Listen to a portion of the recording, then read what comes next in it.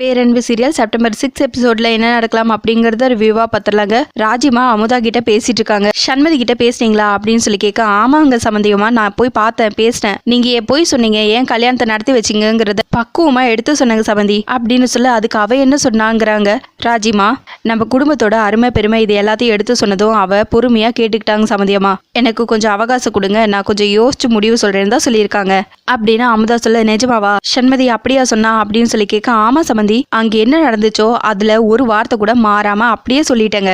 நான் ஏன் விருப்பத்துக்கு வாய்க்கு வந்ததெல்லாம் எதுவுமே சொல்லுங்க சம்பந்தியமா அப்படின்னு அமுதா சொல்லிட்டு இருக்க. நீ தப்பிக்கிறதுக்காக என்னெல்லாம் அடிச்சு விடுற, பலே கில்லாடிமா நீ அப்படின்னு ஆர்த்தி மனசுக்குள்ளேயே யோசிச்சுட்டு இருக்க. நான் கூட முதல்ல அந்த பொண்ணை பார்க்கும்போது திமிரு பிடிச்ச பொண்ணு தாங்க நினைச்சேன். ஆனா இன்னைக்கு அவளை நேர்ல பார்த்து பேசினதுக்கு அப்புறம் தான் அவங்களோட உண்மையான குணமே எனக்கு தெரிஞ்சதுங்க. நடந்ததெல்லாம் நான் அவகிட்ட எடுத்து சொன்னதுமே அவளும் கொஞ்சம் கொஞ்சமா அப்படியே புரிஞ்சுக்க ஆரம்பிச்சிட்டா. நீங்க வேணா பாருங்களேன், கூடிய சீக்கிரமே நம்ம வீட்டுக்கு வாழ்றதுக்கு அந்த பொண்ணு வலது காலை எடுத்து வச்சுட்டு நம்ம வீட்டுக்குள்ள வந்துட போதுங்க. ஆமாங்க சம்பந்தி, நம்ம இந்த சூழ்நிலை எல்லாம் மாறி நம்ம பழையபடி சந்தோஷமா இருக்க போறோம். நான் சொல்றதெல்லாம் நடக்குதா இல்லையான்னு பாருங்களேன் அப்படின்னு அமுதா சொல்லிட்டு இருக்க. எல்லாரும் அப்படியே சந்தோஷமா இருக்காங்க. அப்போ அமுதா மனசுக்குள்ளேயே ஒரு வழியே எஸ்கேப் ஆயாச்சு அப்படின்னு சொல்லிட்டு இருக்காங்க. இன்னொரு பக்கம் சண்மதி அவங்க அப்பா 2 பேருமே ரொம்ப பரபரப்பா கிளம்பிட்டு இருக்காங்க. அப்ப பவானி வந்து, என்னமாமா இவ்வளவு சீக்கிரம் கிளம்பிட்டீங்க அப்படின்னு சொல்லி கேட்க, நாங்க கோர்ட்டுக்கு கிளம்பலாமா, பார் கவுன்சிலிங் பில்டிங்கோட ஓப்பன், அதுக்கு தான் கிளம்பிட்டு இருக்கோம் அப்படின்னு ஐயப்பன் பாண்டியன் சொல்ல, சரி டிஃபன் ரெடியா இருக்கு சாப்பிட்டு போங்க அப்படின்னு பவானி சொல்ல, இல்ல அப்பா பரபரப்பா இருக்காங்க, அதுவும் இல்லாம இப்பவே லேட் ஆயிடுச்சு, ஃபங்க்ஷன்ல ஃபுட் எல்லாம் ரெடி பண்ணிருப்பாங்க, நாங்க அங்கேயே பாத்துக்கிறோம் அப்படின்னு சண்மதி சொல்ல, பவானியும் சரிங்கிறாங்க. அதுக்கப்புறம் 2 பேரும் கிளம்பி போறாங்க. இது எல்லாத்தையும் பவானியோட பாட்டி பார்த்துட்டே இருக்காங்க. அதுக்கப்புறம் பவானி கிட்ட வந்து,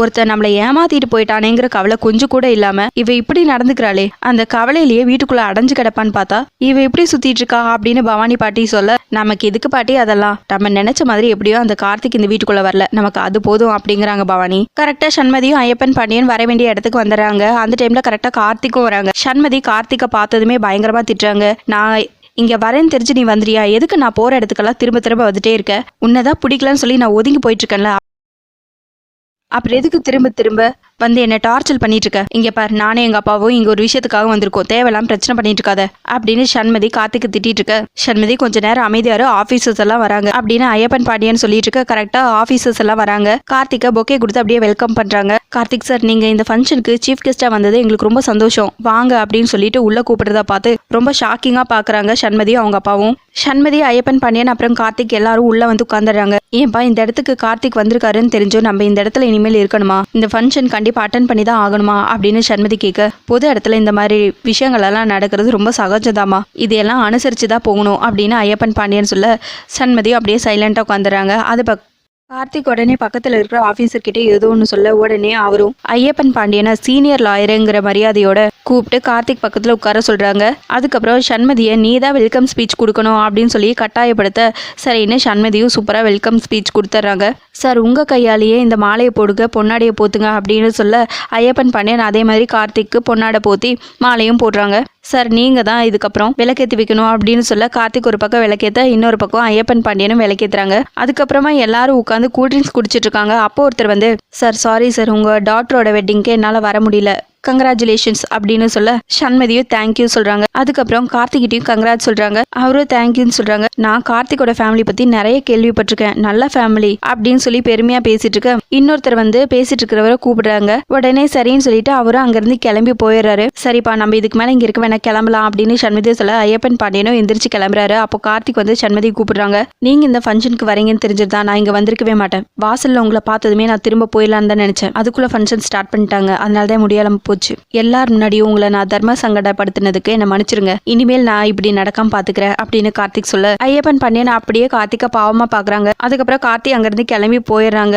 இன்னொரு பக்கம் அருண் ரொம்ப சந்தோஷமா வீட்டுக்கு வராங்க. அப்பா ஸ்வீட் எடுத்துக்கோங்க அப்படின்னு ஐயப்பன் பாண்டியன் கிட்ட சொல்ல, எதுக்குப்பா ஸ்வீட் எல்லாம் அப்படின்னு சொல்லி கேட்க, என்ன வைஸ் பிரசிடென்ட்டா அப்பாயின்மெண்ட் பண்ணியிருக்காங்க அப்படின்னு சொல்ல ரொம்ப சந்தோஷங்கிறாங்க. நீ ரொம்ப நாளா இதுக்காக எதிர்பார்த்துட்டு இருந்தல, எது எப்ப நடக்கணுமோ அதாவது அப்பதான் நடக்கும், எப்படியோ நீ இத்தனை வருஷம் கஷ்டப்பட்டு உழைச்சதுக்கு உனக்கு ஒரு நல்ல அங்கீகாரம் கிடைச்சிருக்குடா அப்படின்னு ஐயப்பன் பாண்டியன் சொல்ல, அங்கிள் இவருக்கு ப்ரமோஷன் கிடைச்சதுக்கு இவரோட ஹார்ட் ஒர்க் மட்டும் காரணம் இல்லை, அதுக்கு வேற ஒரு காரணம் இருக்கு அப்படின்னு கூட வந்த ஃப்ரெண்டு சொல்ல, என்ன காரணம்னு ஐயப்பன் பாண்டியன் கேட்க, இவருக்கு ப்ரமோஷன் கொடுக்க சொல்லி பெரிய இடத்துல இருந்து சிபாரிசு வந்திருக்கு அப்படின்னு சொல்ல, சிபாரிசா அப்படின்னு கேட்க, ஆமா uncle, RR construction chairman Rajeshwari madam இருக்காங்கல்ல, அவங்க 2 மாசத்துக்கு முன்னாடியே எங்க சேர்மேனை வந்து பார்த்து அருணுக்கு இந்த ப்ரொமோஷனை கொடுக்க சொல்லி ரெஃபர் பண்ணாங்க அப்படின்னு சொல்ல, இன்னைக்கு அருணுக்கு இப்படி ஒரு போஸ்டிங் கிடைச்சிருக்குன்னா அது காரணமே அவங்க தான் அங்கிள். சரி நான் கிளம்புறேன் அப்படின்னு சொல்லிட்டு அவர் அங்கிருந்து கிளம்பிடுறாரு. அடுத்ததா ராஜிமா ரெஸ்ட் எடுத்துட்டு இருக்காங்க. அந்த டைம்ல ஸ்வேதா வந்து பார்க்க அவங்க அப்படியே ப்ரீத் பண்ண முடியாம கஷ்டப்பட்டு இருக்காங்க. உடனே ஸ்வேதா அண்ணா அப்பான்னு சொல்லி கத்தி கூப்பிட கார்த்திக் வாசன் 2 பேருமே ஓடி வந்து பாக்குறாங்க.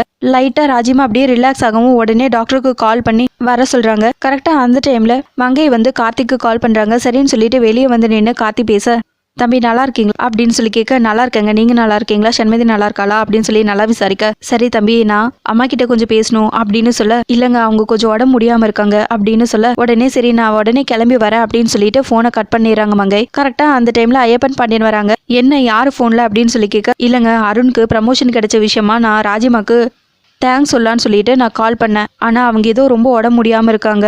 நான் போய் ஒரு ரேட்டா அவங்கள பார்த்துட்டு வந்துடுறேன் அப்படின்னு சொல்ல, சரி போய் பார்த்துட்டு வா, நான் வேணா கேப் புக் பண்ணுவா அப்படின்னு சொல்லி கேட்க, இல்லைங்க வேண்டாம், ஆனால் நீங்களும் என் கூட வந்தால் நல்லாயிருக்கும் அப்படின்னு சொல்ல, நான் எப்படி மங்கைங்கிறாங்க. இல்லைங்க நீங்களும் கொஞ்சம் கூட வந்தீங்கன்னா நல்லாயிருக்கும் அப்படின்னு மங்கை திரும்ப திரும்ப சொல்ல, சரிங்கிறாங்க ஐயப்பன் பாண்டியனும். சரின்னு 2 பேரும் வண்டியில் போயிட்டு இருக்காங்க. அப்போ ஐயப்பன் பாண்டியன் ரொம்ப யோசிச்சுட்டே வந்துட்டு இருக்காங்க. என்னங்க யோசனையா இருக்கு அப்படின்னு சொல்லி கேட்க, ஒன்றும் இல்லை, நம்ம கல்யாணத்தில் நடந்த பிரச்சனையெல்லாம் யோசிச்சு பார்த்தேன். ஆனா நீ எப்படி மங்க இவ்வளோ பெரிய விஷயத்த நீ என்கிட்ட இருந்து மறைச்ச? நீ கல்யாணத்துக்கு முன்னாடியே எல்லா விஷயத்தையும் என்கிட்ட சொல்லியிருக்கலாமே அப்படின்னு சொல்லி கேட்க, இல்லைங்க நான் இந்த பிரச்சனையை கல்யாணத்துக்கு அப்புறமா எப்படியும் சுமூகமா முடிச்சிடலாம்னு நினைச்சேன். ஏன்னா சண்மதிக்கும் மாப்பிள்ளையே அவ்வளோ பிடிச்சிருந்தது, உங்களுக்கும் ரொம்ப பிடிச்சிருந்தது. இந்த பிரச்சனை இவ்வளோ பெருசாகும்னு நான் நினைக்கவே இல்லைங்க அப்படின்னு சொல்ல, உடனே ஐயப்பன் பாண்டியன் அப்படியே சைலண்ட் ஆயிராங்க. நான் ஒருவேளை இந்த உண்மையை உங்ககிட்ட சொல்லியிருந்தா நீங்க சண்மதியோட வாழ்க்கையை பத்தி மட்டும்தான் யோசிச்சிருப்பீங்க, இந்த கோவம்லாம் உங்க மனசுல இருந்திருக்காது அப்படின்னு மனசுக்குள்ளேயே யோசிச்சுட்டு வராங்க மங்கை ஐயப்பன் பாண்டியன் 2 பேருமே கரெக்டா ராஜேஸ்வரி வீட்டுக்கு வராங்க. அப்ப கார்த்திக் வாசன் சுந்தரமூர்த்தி 3 பேருமே வெளியே நின்றுட்டு இருக்காங்க. இவங்களை பார்த்ததுமே உள்ள வெல்கம் பண்றதுக்காக அவங்களும் முன்னாடி வராங்க.